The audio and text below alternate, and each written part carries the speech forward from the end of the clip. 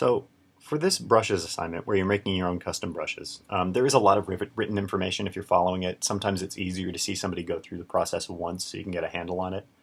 So I will just demonstrate that now, how you would prep these images to create your brushes. First thing to remember is that brushes can only be made from an image that are less than 2500 by 2500 pixels. So if you have a much larger image, the option to save it as a preset will be grayed out. So just make sure you got the right image size. So the first thing you want to do here is to remove the color, because it'll be easier looking at this as black and white, because remember the black pixels define the brush. The reason you would need to eventually switch these values is because the cloud is white, and you need black pixels to define the brush. So the first thing I'm going to do, you need to pull the colors out of here. Now, because I don't really need to keep this original image for anything, I'm just using it to make a brush, I probably don't need to protect the pixels too much. So I could just go into the image menu, adjustments, and desaturate. That pulls all the color out. I'm going to undo that though, and show you that you can do it also with an adjustment layer, choosing the hue saturation adjustment and just pulling the saturation all the way down. You accomplish the same thing, you're just protecting the pixels. So the next thing to do, I'm going to go back and forth a little bit here, is take a levels adjustment, and let's get this sky as black as we can get it, right? And let's push the cloud up a little more toward white. Right, somewhere in there. I am blowing out a little bit of the detail, but since it is just a brush, it's probably all right. So I'll leave that there. Now that's a good start. There are some gray bits in here, but it's a good start. So what I'm going to do is I'm going to flatten this image. Well, both of them are going to be off screen. You're just going to have to take my word for it that I'm flattening the image, right? Now what I'm going to do is I'm going to invert these colors. So what was black will be white, and what's white will be black. And you do that by going to Image Adjustments, Invert. There we go. This is starting to get to where we need to make the brush. Now I do want to get rid of this gray detail because that will still be part of the brush. So I'm going to go for another level adjustment. I'm just going to push the white. You don't need to worry about these outer bits. I'm only concerned about this cloud, and as long as there's enough white separating this cloud from the background, it's fine. So that's good. I'm going to flatten it again, right?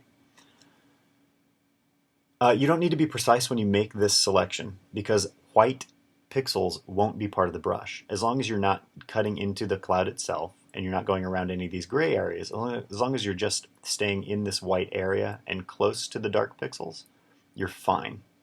So you can be a little loose. I'm just using the lasso tool. So that's selected. Then you say Edit, Define Brush Preset. You'll get to name it. This would be Cloud 1.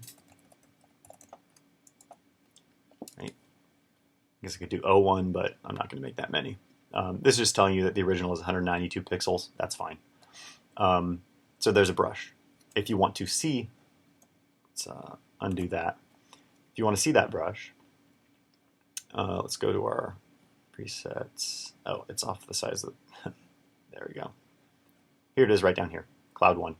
And so I can pull up that brush. If you want, let's do a little bit of this. That, and there, and let's do, there we go. With white chosen, you can see right down here in the foreground color, I'm just going to stamp once, and we stamped in a little cloud. Right. Now you can change the opacity of this. You could also, if you're using a mouse, change the opacity to get a lighter cloud, right? If, however, you are like me, using a stylus and a graphics tablet, you can click this button, which will let the pressure determine how transparent the pixels are. Tablet pressure controls opacity. This will treat it like an airbrush. I don't know how much that's going to work for this, but anyway, this will control the size of the brush, basing on how there's a tiny pressure, here's a bigger bit of pressure, there's a small pressure somewhere in the middle. Basically, by using different levels of pressure, you can make the brush different sizes. You can also, by using the bracket keys like we saw before, change how big or small the cloud is. Anyway, that's how you make your cloud brush. You could also choose different colors. Let's say you want, where are we? Let's get it so you can view it somewhere in there. Let's get like sort of a sunsetty kind of thing. Ew, that's not a good color. Let's try that. That's a little brighter. Okay, maybe that's a little much, but anyway, you can play around with different colors to get your clouds. If you're making the silhouette of a human, you need a silhouette. You don't really need this light detail. You want them as black as possible because you are just building a silhouette. So any light pixels, you're going to be able to see through to the image underneath. So the easiest way to do this is start with a quick selection tool to select him, right? And you don't want to select any of this stuff that you don't want. But I will just do this really quickly.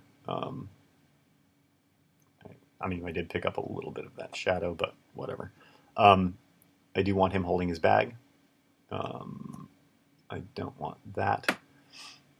You would go in here and refine the edge. If you just want to see him black and white, you know, work on your selection techniques. Get a nice clean selection. Once that's selected, go ahead and fill it with black. Because again, I'm not worrying about keeping this image. I'm not even going to save it after I make this brush, but you do want a solid black color because any lightness will show through the image beneath, and you just want a human silhouette. So once this is drawn, then you would go into your edit, define brush preset. This would be human 1. Here he's really large, 1391 pixels.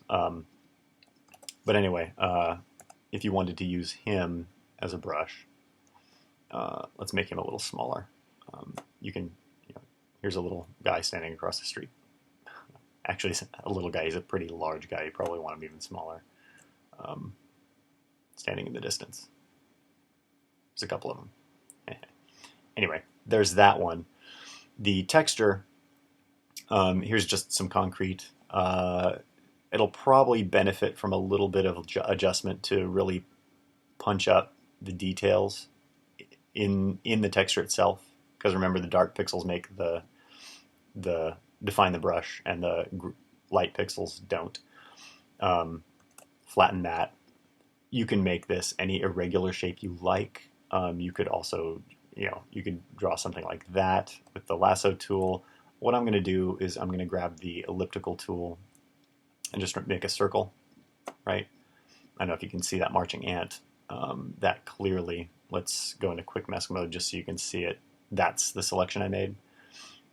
I don't want a hard edge on that. I'm going to go into the select, modify, feather. This will feather the selection edge by a number of pixels. Let's say 15. That should be good. And let's check. Oh, you know what? I can even feather it more. Select feather. Let's go 30. That's a pretty soft edge. Okay. So then with that selected, again, edit, define brush preset, texture 1. You would also be doing this with the tree, but for right now, that's fine. Let's go back to the cloud image. Let's fill that with white, and then here's a little man, but what I really want is the texture. And let's pull that down to something reasonable, and then I'll just stamp it once, and there's a little background texture. Obviously, because you can see through it, you can layer this up and you can get it like thinner bit of gravelly bits. There you go. And that should do it.